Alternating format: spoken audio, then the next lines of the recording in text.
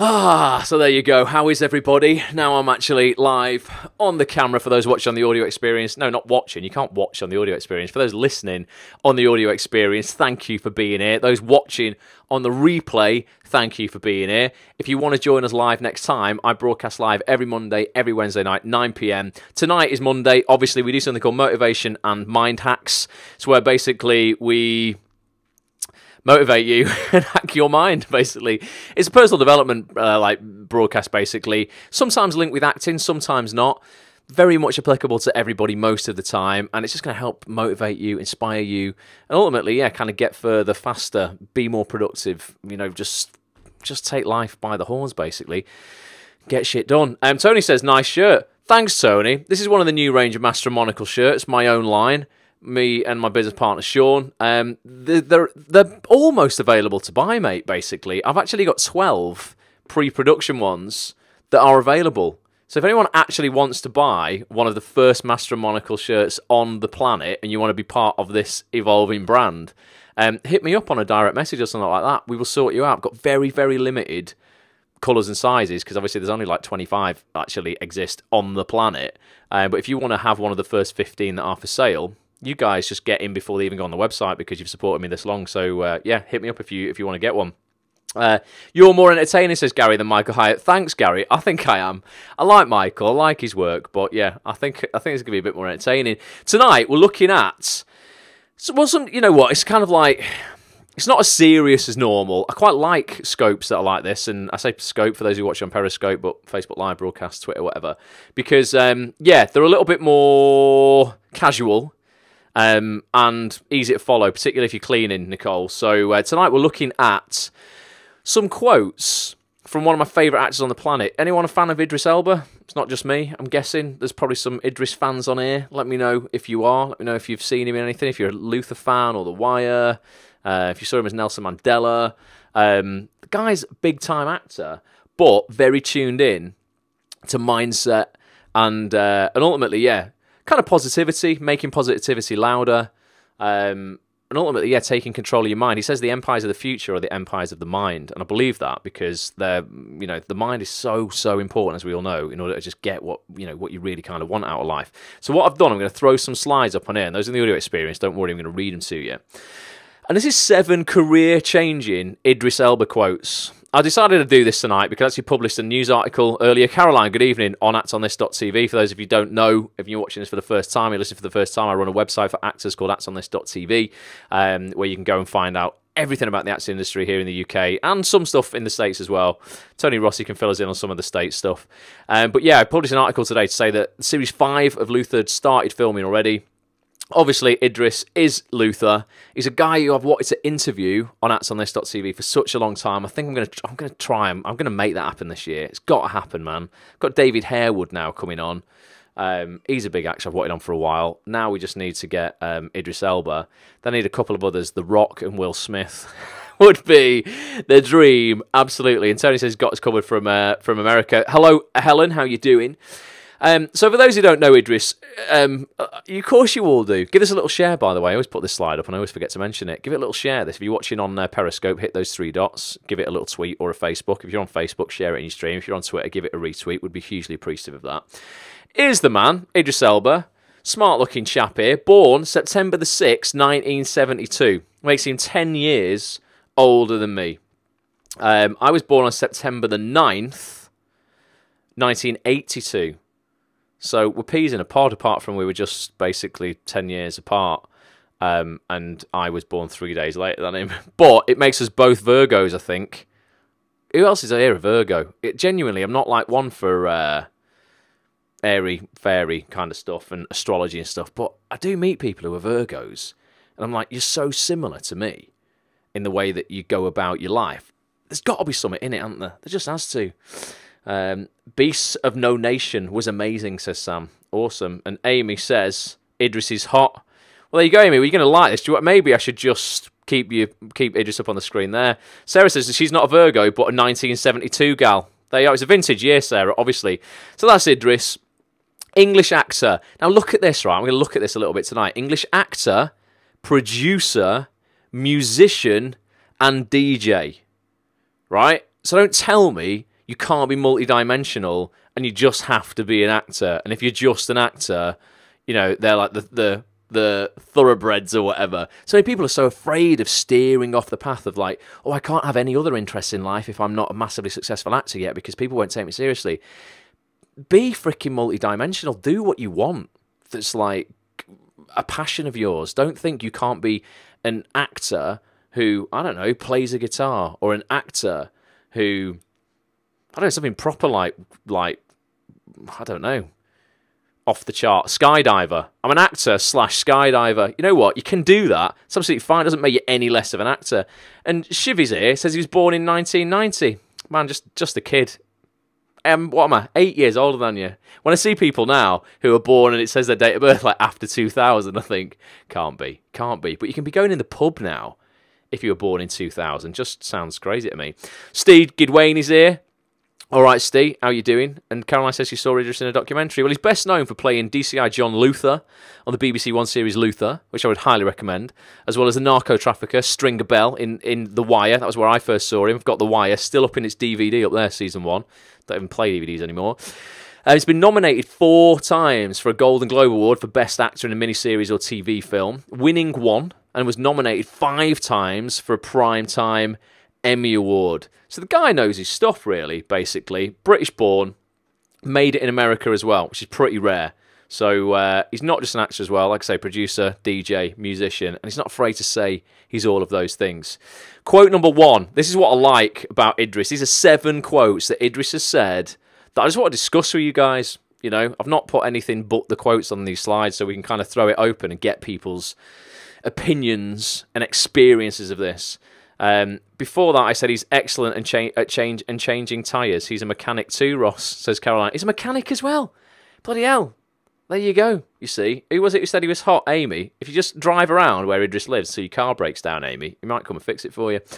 So this is the first quote for those on the audio experience. Everyone else can see it on the screen. It says, I'm an ambitious person. I never considered myself in competition with anyone. And I'm not saying that from an arrogant standpoint. It's just that my journey started so long ago, and I'm still on it, and I won't stand still. So he's an ambitious person, but he's ambitious with himself. And we know this is cliched as hell. And everybody says, you know, your only competition is, you know, that's in the mirror, that kind of stuff. But I've seen a lot of people this week, genuinely again this week. I say this all the time, but I have seen this week. Quite a lot of people threatened by other people's success yet again. Other people are having success in this industry, and yet other people like can't seem to celebrate that. Can't seem to think, oh, I'm going to take inspiration from that. And they actually just feel crippled by it and like crushed by it. And if you think now, like, you know, it's literally the minute, this is like instantaneous, isn't it? The minute, the single second you begin to feel insignificant, or, you know, you start to compare your achievements to someone else's, it cripples you instantly. I mean, like, straight away. We've all done it. I've definitely done it 100%. I know exactly how it feels. It gets you right in the stomach, and you feel instantly, like, paralyzed. I like the pie analogy. Success is not a pie. If you got some, I can't get some. What was that? What, I missed that, Tony. But yeah, it doesn't... I said this before on, like, a Periscope last week, a broadcast last week, that anyone else getting theirs never stops you from getting yours. It just doesn't. He dreamed about becoming an actor while he was changing tyres, says Caroline. Well, there you go. But yeah, like, still, just to hit home again, you really should be reminding yourself constantly that you really are only in competition with who you were previously, yesterday, this morning, etc. And that anybody else who's having success, you can just take inspiration from that. And I hope everyone on here has got literally decades left on the planet. And you know what? If someone was nominated for a BAFTA this year and they're your competition, guess what? It's the BAFTA Awards 2018 this year. There's going to be another one in 2019. There'll be another one in 2020, all the way until you die. So it's not just, oh, they've got one now and I can't get one. If you have success, there's not less of it for the rest of us. Success is not a pie. Yes, Tony, that's it. I get it now. Success is not a pie. If you get a piece, doesn't mean that I don't get any. You know, you've taken my piece of the pie. You haven't. Saffron, good evening. How are you doing? You can't compare yourself to another actor, though. We're all different and have a different USP, unique selling point. Correct, Sharon, 100%. But it is hard not to do that sometimes, particularly when you're not seeing yourself as doing very well and you're not grateful and you're not celebrating your own achievements, no matter how big or how small. And you are just looking around on social media for excuses about why you are not good enough and why everybody else is working and you're not. And you'll get, you know what it's like? You'll get tweets from people, hey, I just got this audition, this is great. You'll see Facebook statuses, oh, here I am working on set with such and such thing. And it's very easy to just feel like shit. Like, it just is. That's really easy. You know, anybody can do that. So you've really got to be something quite different and strong not to do that. And you've got to look for what's going on in your life and ultimately your life only. Don't worry about anybody else. Just don't worry about anybody else. And I know this is said all the time, but it's just so freaking true. It really is. Corey, thanks for inviting your followers and thanks for being here, man. Saffron says she's good. Says hello to everybody. So yeah, that's quote number one. I like that. I really like that. It's just like, you know, he's an ambitious person, but really only with himself. You know, and he's never considered himself in competition with anyone. And I think there really is more than just a coincidence why people who are having massive success all seem to fall into this category. It doesn't mean competition can't, you know, push you forward and you can be like, wow, sometimes what will happen with me is I'll feel I'm doing well at something and then I'll see somebody else doing even better. And that won't cripple me. That'll actually just make me work harder. And I think that's a good way to use competition. Competition isn't a negative thing in like overall status. You are going to have, you know, more than one of you are going to be going for a particular role, and that's genuine competition. But whether you get it or not, ultimately, you're kind of only competing with yourself at your last audition. If you did something wrong in the last audition or something you could learn from, you bring that to the next, you do better. And ultimately, you're going to get better and better and better until you win a role. But you can use, I guess, yeah, I mean, you can use the theme of competition, I guess, to propel you forward and work harder. You just don't want to be crippled by it. So that's quote number one. Sharon says, writing down any achievements you've got since you started acting is a great way to boost you and then just keep adding to them to keep inspiring you. And just remember, I have to try and do that. I'm crippled at the minute, just stood an upside down plug. Brilliant, brilliant, Steve. It's another joke. Every time I think Steve's going to say something like contribute, it starts off well and just ends badly. Yeah, what I have to do sometimes is remind myself of what I have now. Because what I have now, like genuinely, and again it's cliche, but really was like only a dream a few years ago. It really was. You know, even to be working for myself and not have any other job. When I was working in that retail job for 11 years, this is just a dream. And this is something that I just can easily take for granted these days if I'm not careful. Just like, oh, okay, yeah, you know, I get to get up and do what I want. Oh, well, there you go. That's not that great. And then there's other people crying out going, what? You get to get up and, like, you're your own boss and you can do stuff in your own time. That's amazing. So never forget that what you've probably got today was once just a wish. Quote number two. I should make that a quote, actually, shouldn't I? Quote number two. I'm not afraid to fail, says Idris. I'm not afraid to fall over and make a mistake. That often cripples people at the onset of getting into anything. So what he's saying there is basically the fear of failing will stop you from actually starting. And that's still the case for a lot of people. I agree. I started acting by doing amateur drama in my late teens, says, how do I say your name, Shiv? I'll just say Shiv because that's like easier. Shivey, Shivey. I'm terrible at names, but I'll just call you Shiv. That's probably easier, isn't it? Saffron says, why give away your energy to someone else? We are all equal, all unique, and just focus your energies on performing better than you did the last time. Belief in self. It's true. It's really true. Definitely. But yeah, ultimately, don't allow the fear of failing to be louder than the excitement of actually succeeding when you're starting off something particularly. There'll be many times during the process of something where you'll feel like, you know, it's a thankless task or you're going to fail, etc., etc. But at the start, this is what most people do before they've even stepped foot on like the first rung of the ladder or in anything. They allow the fear of failure to just stop them and just paralyze them straight away. You know, it just doesn't. People just don't begin a project. You know, they're like, oh, I want to write a film, but then they go, oh, well, you know what? The process of writing a film and filming it. Oh, I'll have to write it. Oh, God, then I'd have to kind of, you know, do multiple drafts of it. Then I'd have to cast it, then I'm going to have to film it, then I'm going to have to edit it, then I'm going to have to distribute it, then I'm going to have to put it into film festivals. Oh, it's so much. I feel so overwhelmed. I'm not going to do any of that. And and I keep mentioning my friend Rachel, who's going to find out tomorrow about 2:30 whether a film she wrote last year is effectively going to be nominated for an Oscar this year. The first piece of writing she's ever done, the first short film she's ever done. Everyone was telling her not to do it. I like to basically put the entire success of it down to myself, coaching her through that. But yeah, going to find out tomorrow whether she's on the nominations for an Oscar. It's freaking incredible. And a lot of people might go, oh, I feel so insignificant because of that. And now, oh, look, they've done that. And oh, I'm never going to be able to do that. You're just going to lose. That's the way that you feel. You've got to be like, look, again, like we said a minute ago, there is no competition. I'm going to take inspiration from that. Say, if Rachel can do it, I can do it. And then you've got to be not afraid to fail in case, you don't end up on the Oscar list. It doesn't stop you from actually going for it and doing it. Sarah says, awesome. Lovely girl, says Caroline. Mad as a bag of frogs, Caroline, but yeah, there she is. Annabelle says, don't they say success starts at the edge of our comfort zone? They do, Annabelle. Good evening. Absolutely. It's, 100%. If you're feeling... You want to be in the discomfort zone, effectively. Not the delusional zone where you're like, right, I can just become an F1 driver this week when I can, like, if that was for me to say that, I've got no peripheral vision, so I'll just become an F1 driver. That's delusional. To win an Oscar, that's not delusional. Could definitely go out and do that, yet most people would fear to even try and do that. So yeah, don't be afraid to fail. Idris says he's not afraid to fail, he's not afraid to fall over and make a mistake, and that often cripples people at the onset of getting into anything. Ruth Curtis, good evening, great to see you here.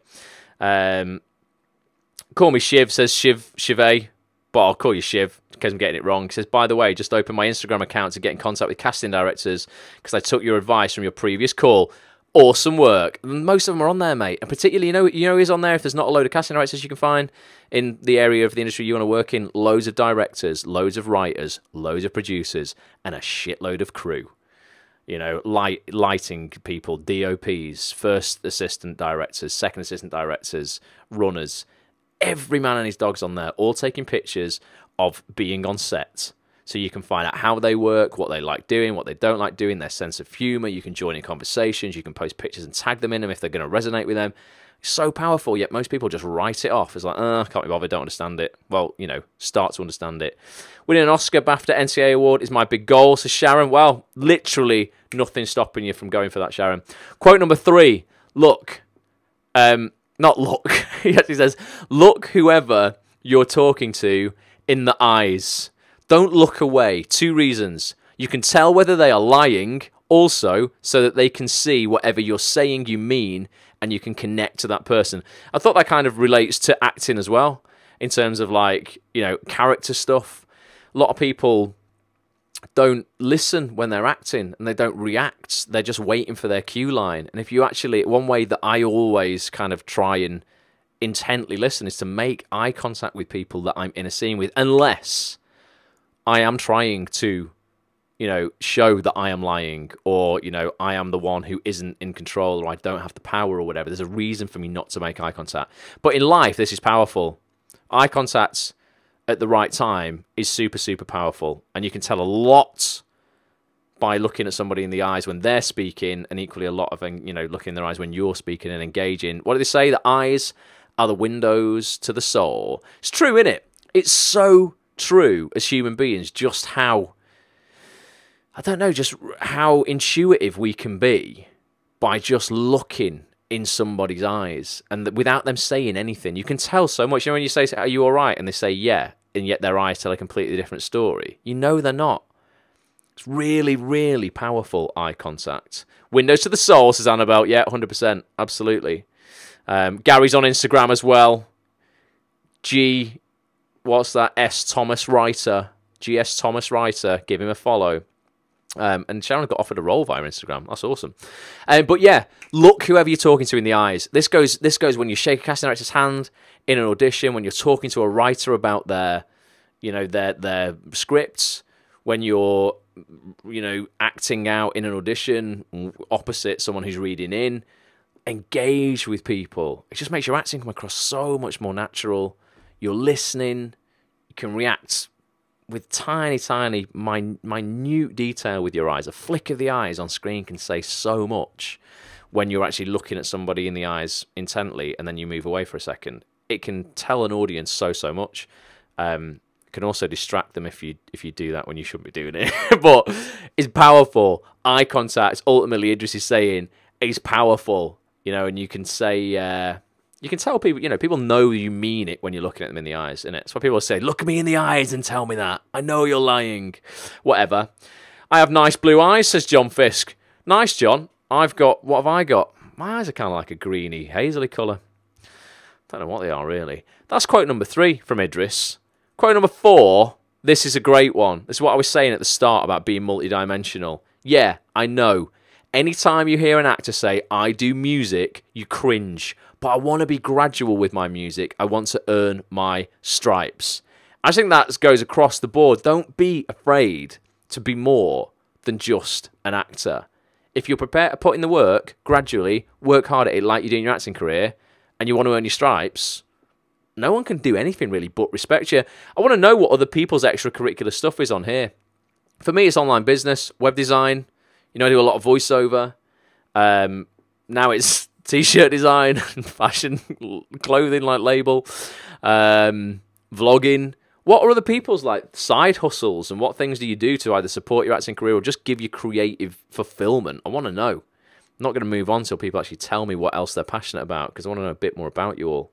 This is an area that I don't know about. Flower arranging, says Caroline. Well, there you go. That's artistic and creative.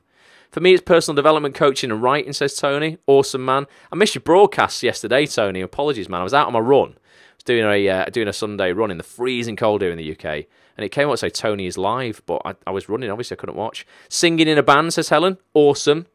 Shiv says, yeah, I do web design as well in my free time. Ruth's an actor, voiceover artist, role player, and broadcaster, because I know she does the radio as well. Teach filmmaking, says Gary. Awesome. So everyone else has got, like, other stuff, and it's brilliant. Honestly, it's just like, it's just going to fill you up. So, because you can't act all the time, no matter who you are, you're not going to be in employment 100% of the time. Singing for Dawn. You know, and if you listen to this or you're watching this on the replay and you have nothing else but acting, if you're super fulfilled, that you've won, you know, it's fine, and you're not complaining, then I've got no advice for you at all. But if you're like, oh, I don't feel quite fulfilled, or I'm not acting enough, it's quiet, I don't know what to do with myself, find something else you're passionate about. And if you can, build a business around it, because it's so super fulfilling. Cockle picking for Caroline. A little bit of cockle picking. I've never done that before in my life. Also, my dog owner, says Ruth. That's a full-time job in itself, Ruth, isn't it? Bringing happiness to lovely people, says Annabelle. Absolutely. Annabelle is like a bridge. She helps people network and hooks people up as couples and professionals. What else is Shiv saying here? I have another audition this Saturday. Awesome, Shiv. Motherhood for Nicole. Yeah, that's a massive full-time job. Medical role player for Saffron. Property. Property's a big one for a lot of actors as well. If you've got, if you've got a bit of a property portfolio, Saffron, that's going to keep you busy. Vintage modelling as well. Awesome. It's just good that you can have other stuff. Like, seriously, if I didn't have other stuff, I'd go mental. I'd go absolutely stir crazy when all I had was my retail job that I hated and no acting work because I wasn't doing very well because I was spending all my time in retail work that I hated. So unfulfilled. The minute I got into web design and I looked at their website, I think it was initially because I worked in the computer game industry, I looked at a website for a computer game community online. I was like, man, I would love to create one of these for the acting industry. And I looked at it and went, it's just too much. I don't have a clue how you do this. How do you get the content? Who do you get to write the articles? How do you even buy a domain name? How do you put a website online? I knew nothing about it at all. But I had the belief enough in my potential to go, you know what? If someone else has done it, I can probably learn how to do it. 8 years later, definitely running one of the biggest acting websites on the planet. You can do it. You can just teach yourself. If you want to learn anything, I told you, there's a great website, brilliant website. If I've done this before, see who does this. If you get a pen and paper now, I'm going to tell you a website that you can go to learn anything. No one's going to fall for this time, are they? It's google.com. Literally, it's your best friend. You can learn how to do anything on YouTube for free, practically. Just search for a tutorial and you will find it. Now you know it all, says Caroline. I don't know it all, still need help. I spent 24 hours literally over last weekend try to debug an issue on the main actonthis.tv server where the website is hosted. Literally 24 hours. I don't mean like that included sleep. Over 2 days, we did 12 hours a day on it, and we eventually found the bug. And here's a lesson for you. Me and my server analyst, who's a guy employed in Bulgaria, Anton, total absolute legend, could not run actonthis.tv without him. We both overthought it. We thought it was something way more complicated than it actually ended up being. So we spent so much time looking for something really quite complex to be at fault. And actually on the Sunday, after literally 24 hours, probably 23 hours into debugging this and finding a fault, I thought, you know what, we haven't checked. I'm going to check this piece of software, this particular piece of software. Around about 42 pieces of software run actonthis.tv, and if one of them falls over and breaks, it can affect every other piece on there, so sometimes debugging can be a nightmare. And I had a look at something that was quite simple, and that's what the problem ended up being. So sometimes, that's a little lesson for you, we can really overthink the solutions to some of our problems. And sometimes it can be really simple, but you just overlook it. So always try and start off as simply as possible, because we didn't do that, and effectively we wasted 22 hours at least of our lives. But there you go. So yeah, be multidimensional, have other passions, fill yourself up creatively, whether you create a business around that or not. Maybe, you know, you're like, well, I don't need to make money out of this, but I just want to create content and put it out there because that's enough for me. Do that. If you throw everything into acting, I just find most people who do that are the unhappiest, to be honest. Quote number 5 from Mr. Idris Elba: fear nothing. Do what you want to do, but be educated and intelligent and confident about it. And that goes back to the point before, quote number 4, about, you know, being multidimensional. If you are going to do stuff that's extracurricular, you know, and you're like, actually, I could be good at more than one thing, then be educated about it, research it, get good at it, be known for being good at more than one thing. And that's great. You know, I certainly think you can spread yourself too thinly, but if you get, you know, if you choose a couple of things, 3 things, 4 things, and you're like, I'm going to focus my life for now on these things until they stop fulfilling me, then you're going to get good at them, you're going to be educated in them, you're going to be intelligent in them, and thus you're going to be confident in them, because confidence, as we know, comes from the courage to begin something. It then comes from the commitment to carry on with it, and then through that commitment you get capability, which makes you confident in that thing. Sod it, let's go for it, says Steve. Go for it, Steve, whatever you're thinking of. Do you have a list of software you use, says Gary? Oh, Gary, it would take, well, I mean, I could export a list of software. So all my sites run on WordPress. WordPress.org, though, not a hosted version of WordPress, WordPress.com. I won't bore people with too much of the geek stuff now. But WordPress.org is a website you can go and download WordPress for yourself, a piece of software that runs websites and you build websites on. You install that on your own server that you lease from a data center. You can rent a server from as little as like £5 a month up to hundreds of pounds a month, depending on the power of the server and how many people it can serve web pages to at once. Act on this costs me about close to 150 quid a month just for the web server, because it's a pretty big site and it serves a lot of people. It gets around about, I think last time we looked, about 15,000 hits a day. If your website's a static website, which is just for your acting career, it's not going to get 15,000 hits a day. You can probably get away with the 5,000, not the 5,000, the £5 a month. £5,000 a month would be insane. I don't know what sort of website you'd be running on that. But yeah, £5 a month hosting. And then what you do for WordPress is you can get things called plugins, Gary. Some of these are free. Some of them are premium plugins you pay for. They're the pieces of software that plug into WordPress to give you extra functionality.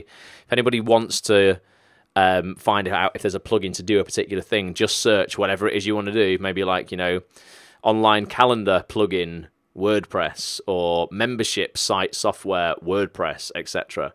And you will find solutions. It takes a bit of time to learn stuff, but time's going to pass anyway. What else are you going to do? If it's something you want to do and you want to be educated in it and intelligent in it and confident in it, Google it. Ultimately, that's it. Google it. She says, cool, I'm using Wix. Yeah, Wix is a hosted platform. If people don't want to, you know, host anything themselves and don't want to get too complex on that side of things, you know, Wix is still, you know, a good solution, particularly for a personal website. Stuff like Wix or WordPress.com is good for a personal website if you don't want to do any of the technical stuff yourself. But ultimately, fear not the technical stuff. You can learn it if you put the hours in. So as Idris says, fear nothing. Do what you want to do, but be educated and intelligent and confident about it. What things would people want to do? If anyone got any kind of like dreams that aren't aren't acting and writing and directing kind of like led for your extracurricular stuff we just spoke about? What would you want to do? For me, I told you, it's like last year it was like fashion. I'm like, I want to design some stuff. I want to design some t-shirts that I would go out to the stores and buy. Now, what? Not even 6 months later, I'm wearing one. I designed this. We created the cotton mix, the elastane mix, the logo, the labels, the colours. It's not that hard. And we didn't know anything about it when we first started off. We just Googled it. Literally, me and Sean, my business partner, sat in Costa Coffee 3 times, like for like an hour and a half each time, Googling, and found suppliers for all this stuff. It's not that hard. Fear nothing. Just, you know, get educated in it. That's what we did. Done. What are other people's, like, dreams that are nothing to do with media or anything like that? Anyone else got any aspirations to be other things? John says, I use Bandzoogle. That must be, I've not heard of that as a website platform, John. Sharon uses Wix as well, then bought my domain name to lose the NAF one. Yeah, you can buy it and host a personal domain name with Wix. What else do people want to do? Just want to know what other things you might be after in your life. Maybe I can help you with one of them. But yeah, just dream a little bit. Quote number 6. Let's go on. There are things that I really find important and that we need to remind ourselves of. This spans 2 pages, this guy, doesn't end here. When you think about disability, do you really think about it? Someone who's got a major disability, but who doesn't let that get in his way, or her way, I should add, that's a really good message for someone who is able-bodied. It can make them think, wow, I suppose I could be doing better for myself. So I'll read that again. There are things that I really find important and that we need to remind ourselves of. When you think about disability, do you really think about it? Someone who's got a major disability, but who doesn't let that get in his way, that's a really good message for someone who is able-bodied. It can make them think, wow, I suppose I could be doing better for myself. And that doesn't just, I don't just class disability in that as well. I was talking with Petch when we were filming my vlog today, and Sean, my business partner, I was saying, listen, how many people have been born on this planet with less than you, who have achieved more than you in less time than you? And that includes me, because loads of people have been born with less than me, who have been on this planet less time than me, who have achieved way more than me in that less time. And that's just true. And sometimes these people have faced massive, massive adversity, disability, you know, massive prejudice through race or religion. You know, they've escaped countries where they were going to be killed, come over to different countries with nothing but the clothes they stand up in, and built huge businesses. And they just have, and they've gone on to become massive successes. And they started with nothing. So sometimes when you are, and it's very easy to complain about your situation, just be, again, it comes out of gratitude, doesn't it? Think about what you have got, what you have achieved in your career. You know, get excited about what you haven't achieved yet. Don't get down about what you haven't achieved yet, because you could still achieve it if you put the work in. I think he's got a good heart, says Caroline. Idris is the man, isn't he? Like, I'd love to interview this guy. He's just switched on up here. He just knows what's important, you know. And it's very easy for people to say, oh, but that's because he's successful, and that's because he's got loads of money. Yeah, but he didn't. As we've learned from Caroline tonight, he was once a mechanic. And he was dreaming about being an actor. It's very easy to pass people's success off as, oh, well, they can say all this mindful stuff now because they're not struggling. No, they got to where they were because they had the mindset beforehand, I think. That's generally what I infer from things like this. Tweet him. He's on there. Yeah, no, I tweeted him literally just today, Caroline, to ask for an interview. Don't know if you've seen it. And I used my favourite words as well. What are the chances of? If you want to get anything out of someone, tip in life, don't say, can you, can I, would it be possible? Say, what are the chances of? Those 5 words, they just make people react differently. They make people listen to you. It almost throws the gauntlet down for them. They're the words I used with David Harewood, the actor, and he got back to me within 5 minutes to say, let's do it. Do this interview. What are the chances of? It's very powerful. If you're ever going for an upgrade on a flight or a hotel, always works with the person on reception as well. What are the chances of, as opposed to can I have? Seriously, try it and let me know what you think. Nicole says, I'm really interested in working in mental health, therapy, counselling, and life coaching. Amazing. Ruth says, most people don't even know I have a major disability. I don't let it get in my way. There you go, Ruth. You have to remind us of that, Ruth, because remember, you've mentioned this a few times. Can't remember what it is, but I'm sure it leaves you in quite a bit of pain a lot of time, doesn't it? I think. I'm sure that was you when we were speaking about it last. Sharon says, I have a friend who is registered blind, is also deaf and has other health problems, but she doesn't let that stop her. She's becoming a great actress. Wow. Well, I mean, I have a lot of sight problems, but to lose your hearing as well. There's a really cruel version of what I've got. I've got retinitis pigmentosa, but there's a really cruel version of this called Usher's syndrome, where not only your eyesight degenerates, but your hearing degenerates at the same time. I think it's super, super cruel. I'm going to go to the bank and say, what are the chances of you giving me £1 million that I don't pay back? Steve, I don't think you're going to get that. There's nothing stopping you getting a business plan together though to set up a legitimate business and go to the bank and saying, what are the chances of a business loan? You know, you could definitely do that, mate. I just secured an interview with someone with similar words, says Ruth. Multiple sclerosis, that's what you have. Awesome. I don't mean awesome, like that's great, as in like, you know, it's awesome you don't let it hold you back. Lowry's here. Hi, Ross. Late to the party. Love Idris Elba. It's all right, Lowry. You've still got at least one quote left to get inspired by. And then I'm going to play you a video at the end of this. Nothing to do with Idris Elba, but I like to play these videos at the end of these now to give people a little bit more of a boost of that motivation that I promise people on these broadcasts. Quote number 7. I'm going to finish with this one for Idris. I mean, this is just it. This is everything. Know what your target is. Don't guess it. If you don't know what your targets are, you're never going to get there. And I have to check in with myself. And when I read that today, I checked in with myself today to go, what is my target right now? Am I being specific enough about what I actually want this year? And I'm very specific. I've got 8 goals written down for this year that are super specific, but I still think it's useful to ask yourself this question on a daily basis, because sometimes I know I can stray off and get excited about stuff like a little puppy and a dog who's just chasing a ball and go, oh, there's a new ball over there, and I'll run off. And I'll forget the thing that I was chasing yesterday if I'm not careful. So always ask yourself, what is my target? Don't guess it. And if you don't know what your target is, you're never going to get there. I love scuba diving, got my advanced certificate, says Amy, and would like to get more qualifications. Also love my work with people with dementia and their carers. That's a brilliant thing to work with, Amy. That's proper, positive thing to be doing, working with people with dementia. I've not experienced that one-to-one with somebody. My auntie had dementia, but I never really saw her. She lived quite far away. My mum would speak to her on the phone. And she was an amazing woman, so amazing, so switched on, and then very, very late in life, that dementia kind of got her in her 90s.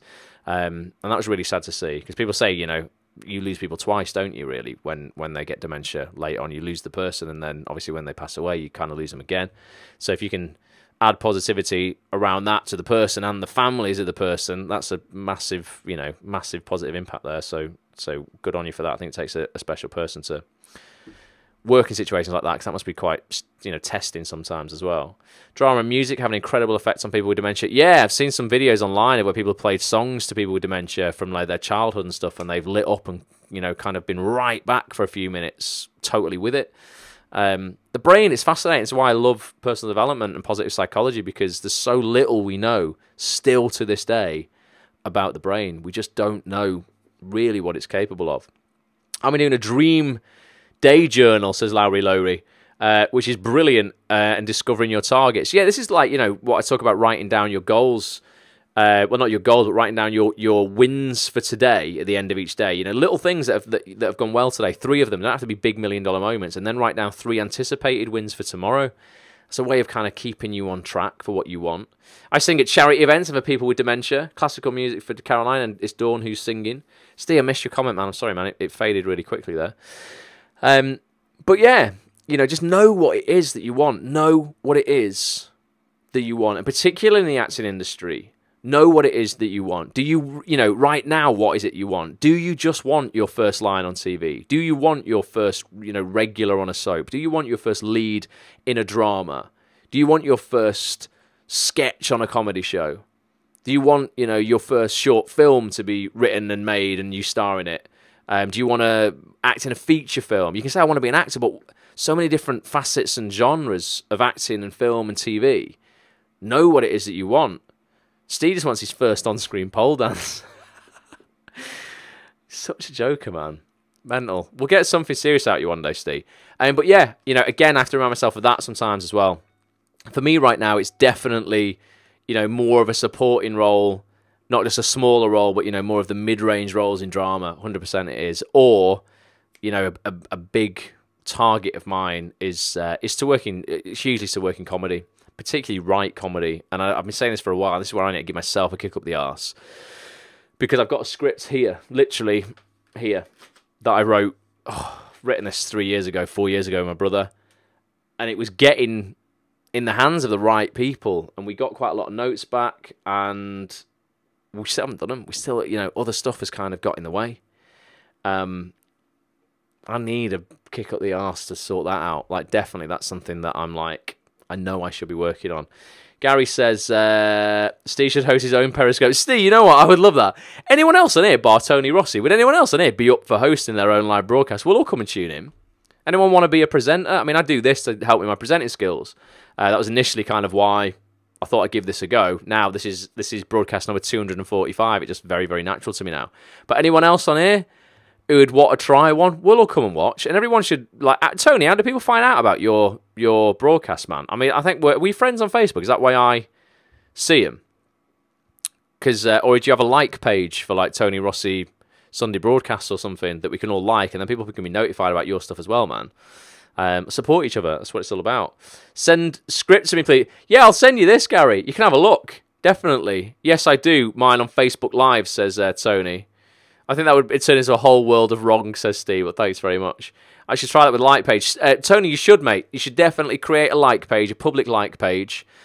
Facebook.com/Tony Rossi Coach, or Tony Rossi whatever, or just Tony Rossi if you can get it. Get people to like it, and then every time you go live, people will get a notification on their feed to go, Tony's just gone live, even if they're not your friend. They've just liked your page. That will be better publicity for you, I think, mate, to get yourself out there. But yeah, that's quote number 7. Last and final one. Know what your target is. Don't guess it. You don't know what your targets are. If you don't know what your targets are, you're never going to get there. I want to start a podcast. If you need any help with the podcast, hit me up, Tony. I do all that. Very, very quickly, let's go back through the quotes for those who've just started. Just jumped on the broadcast. I'm an ambitious person, says Idris, but he's not competitive with anybody else, right? I never consider myself in competition with anyone, and I'm not saying that from an arrogant standpoint. It's just that my journey started so long ago, and I'm still on it, and I won't stand still. So just be in competition with yourself. 2, I'm not afraid to fail. I'm not afraid to fall over and make a mistake. That often cripples people at the onset of getting into anything, and that's the thing that really stops people taking action initially, because they're so afraid of failing. Be more excited about succeeding. Quote number 3, look whoever you're talking to in the eyes. Don't look away. 2 reasons. You can tell whether they're lying, also, so that they can see whatever you're saying you mean, and you can connect to that person. Powerful eye contact. Quote number 4, yeah, I know anytime you hear an actor say, I do music, you cringe, but I want to be gradual with my music. I want to earn my stripes. And that's about being multidimensional and doing things that aren't just acting. It's perfectly fine for someone of his stature to do other things. It's perfectly fine for someone of your stature or wherever you are to do other things as well. Don't worry about it. Just, chase your passions. Quote number 5, fear nothing. Do what you want to do, but be educated and intelligent and confident about it. So if you are going to chase other passions, at least be good at them. Quote number 6, there are things that I really find important and that we need to remind ourselves of. When you think about disability, do you really think about it? Someone who's got a major disability but who doesn't let that get in his way or her way, that's a really good message for someone who is able-bodied. It can make them think, wow, I suppose I could do better. I could be doing better for myself. Again, being grateful for what you've got. It's always someone worse off. Quote number 7, know what your target is. Don't guess it. If you don't know what your targets are, you're never going to get there. Ready to be more like Idris, says the slide that's up there. I think we should all be a little bit more like Idris. He's the man. Very much a fan. Like his work. He's a great actor, but, above that, just a decent guy, And there's no coincidence why most people, and I say most people who are successful are decent people, and that's no coincidence. And you will find, and it pisses me off just as much as it pisses you off, that there will be people who are not good people, who are not decent people. And right now, I promise you probably have a few of them in your life, or maybe just the one or whatever. And you're like, how is that person doing so well? When I know what they're really like. They don't deserve it for whatever reason. They're not a nice person. Why do they seem to be having success? Trust me, karma will, at some point, out that person. Will uncover that person, as it has done, sometimes decades later, but it will catch up with them if they're not a decent person. Don't worry about it. Just focus on yourself. We all know, too, Katie Hopkins and Donald Trump. Steve, that's the most sensible thing you've said all night. Yeah, very true, and you might be like, how are they having so much, so much success when they're shits? Don't worry about it. Focus on yourself. Truth. We've seen tons of examples in Hollywood, says Tony. Yeah, 100%. You know, Harvey Weinstein, look at that. How many people knew 20 years ago he was a bad egg, a terrible, terrible person? Karma caught up with him, man. And there'll be women from 20 years ago at the time, a year later, were like, how is this guy having so much success after I know what he's like and what he's done to me and what he's got away with? And that could ruin somebody, cripple them, saying life isn't fair. You know, these people who aren't good still make it. You know what? Eventually, it catches up with them, and the more successful they've been, the higher they fall. That guy's done. You know, so don't worry about that. There will be people who don't deserve the success they're having right now. Equally, and there are far more people who are good people having success, and that's what I want you to focus on. Getting up every day with a pure heart, putting out good work, doing the right thing. It's always the right thing. Cutting no corners. Success will find you if that's the way you operate. Idris has the voice of an angel, says Lowry. Well, I have the voice of an angel, Lowry. I'll have a voiceover off with Idris. Although if you mean he can sing, then he's probably got the voice of an angel. I thought, you know, like talking about people who you wouldn't imagine to have voices because they just speak all the time, but have quite nice speaking voices. Do you remember when Barack Obama started singing So In Love With You, that song, at that speech? He's smooth. Now he's not the president. He should release an album. Little bit off-piste there. A drunk angel he's been punched in the throat, maybe. What, me, Steve? Thanks very much. Hey, guys, listen, right? That's a little bit of inspiration from Idris. Have you enjoyed that, basically? I just thought, you know what?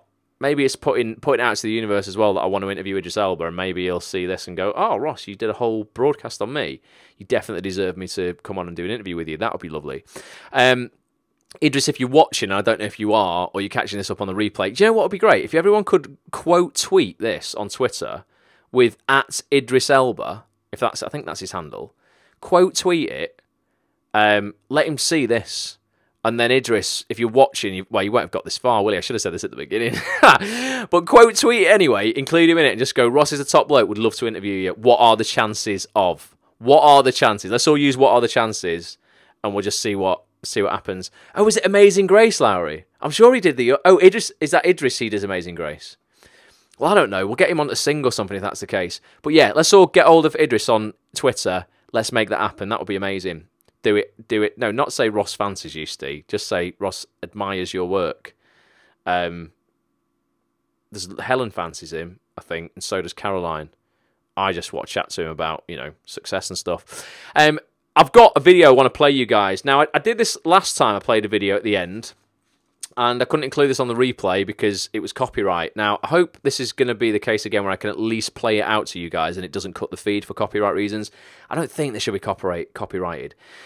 This is all about, this video about tenacity and not giving up, regardless of how much pain, how much hurt it's causing you. If you want to do something, please stick with it. And this is a skateboarder called Christian Flores, okay? And basically he was trying, I'm not going to tell you the whole story, but he was trying to achieve something in skateboarding that was pretty much impossible. But this guy, again, believed in his potential and took consistent action over a long time. I sent you a pic of my flower arranging, says Caroline. Thanks, Caroline. And it shows you, I'm not going to show you the end, but it's a little documentary. You're going to see the end. And I just wanted to give people, again, a little shot of inspiration to go, you know what, if I've been on this track a long time and I want to give up, maybe, just maybe, it's not that I really want to give up, it's that I just need to deploy that little bit more patience. People quit today, who would have made it if they'd have stayed in the game 2 more weeks. And that's quite sad to think about. I don't just mean in acting, I mean just in life, general things. People quit today because they just couldn't hold on, sometimes for an extra day, and they would have had a breakthrough. So please hang in there. Watch this and take inspiration from it. Great info tonight, says Sharon. Thank you, Sharon. See you at Surviving Actors. Yeah, I'm going to be speaking at Surviving Actors on the 3rd of February in London at the Radisson Blu Hotel, Radisson Portman Blue or something it's called. If you're going to be there, my talk is 3:45 till 4:30. all about mindset. It's basically going to be talking about some principles that I coach in the full Bulletproof Actor Unstoppable Confidence Infinite Success program. If you've already taken that program, don't worry, still come along. There will be some new stuff in there as well. And ultimately, you know what? I was initially going to do like a really kind of like snazzy presentation and stuff with music and slides and all this kind of stuff. And I've been told that that's not possible. There is no projector, there is no music. It's just me and a microphone. So I'm rethinking exactly what I'm going to do, but I'd quite like to just do a whole 45 minutes of like Q&A. I think that's where I'd be able to give most value, where people are like, look, this is what I'm struggling with. How do you deal with this? Or, you know, these are the things in my life when it comes to mindset and psychology that have been screwing me up for a long time. How can we deal with this?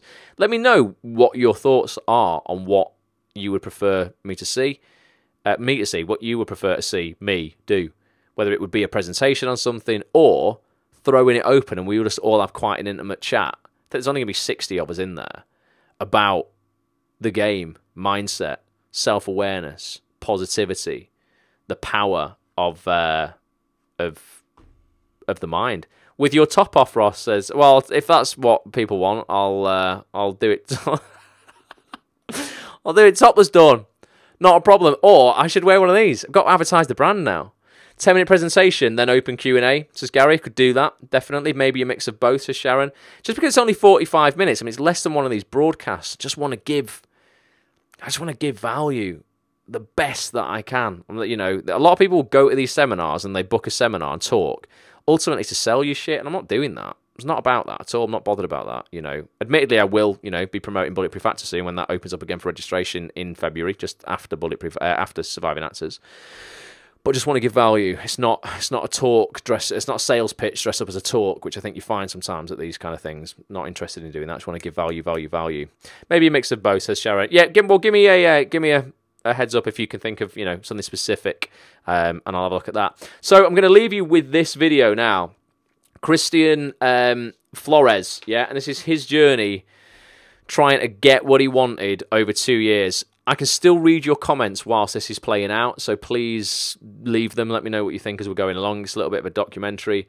And please join me on Wednesday night for the book club. Going to be looking at, for the last time, How to Be a Happy Actor in a Challenging Business. A great book that's title does not do it justice. We're looking at it for the fourth and final time. Please join us for that. I would massively appreciate you showing up. We're going to have a lot of fun, as always, on the book club. But here's this video. Let me know your thoughts. Give this a tweet. Remember, let's get hold of Idris Elba, and I'll catch up with you guys Wednesday. Until then, love you all. Thank you so much for being here. Bye for now.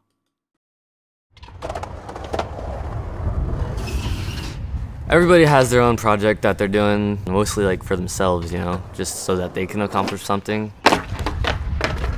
This was mine, so this is pretty much a story of me dying for the past 2 years trying to film something. I thought that was gonna come around, right? I'm not really the most consistent skateboarder, and I don't land stuff every try at all. Matter of fact, I fall most of the time. I was filming this video part, and I knew I wanted to laser flip something pretty big, so I found that triple set 2 years ago. I didn't think that it would be like literally the hardest thing I've ever had to do in my skateboarding life, like ever. Now, it's been about 2 years, and I'm gonna say I've been there at least 10 times every year, and that's also about 100 tries every time, because I don't stop unless like I physically can't or my like board is broken. Like, I've gone so many times that there's been days that I've gone that I couldn't even try it. Like, I went a couple of times and there was cars parked right in front of the stairs.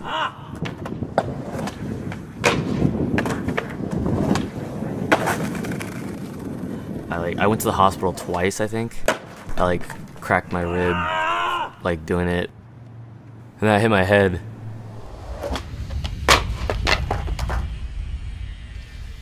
I don't really remember like all the times that I've tried. I don't even know how many times I went there, but I am almost positive I've tried it over 2,000 times. I don't know if that's like a bad thing or like something to be proud of, but I definitely like bled a bunch for this and hurt myself a lot.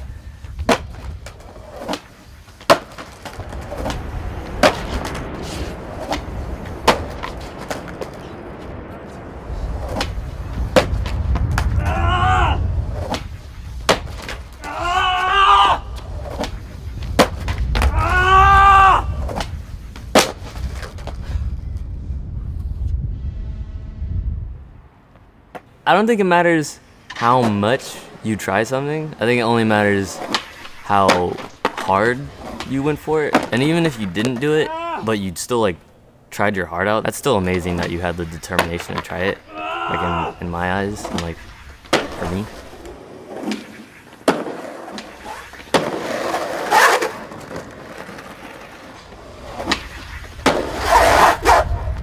You do this! Come on! Ah!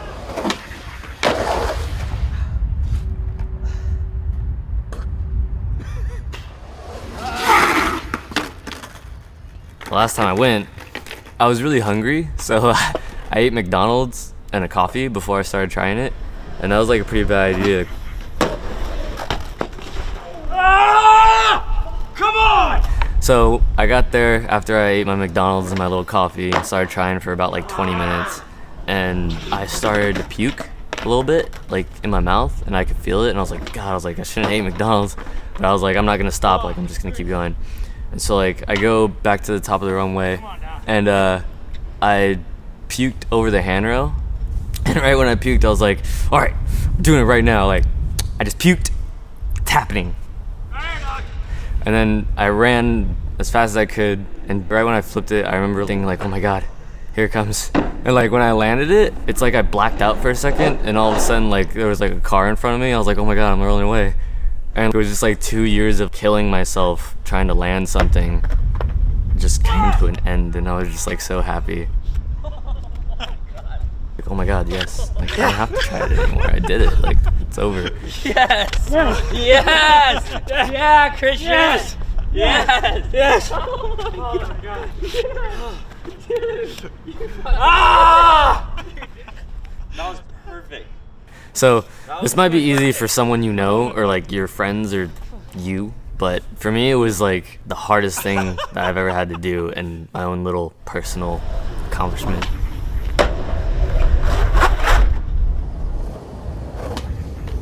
It took me 2 years to do that. I bled, I sweat, I probably cried. I cried. And I'm really happy it's done, but I am looking for something bigger to do, so DM me some stairs. Not something ridiculous, like something that's like reasonable. Thanks.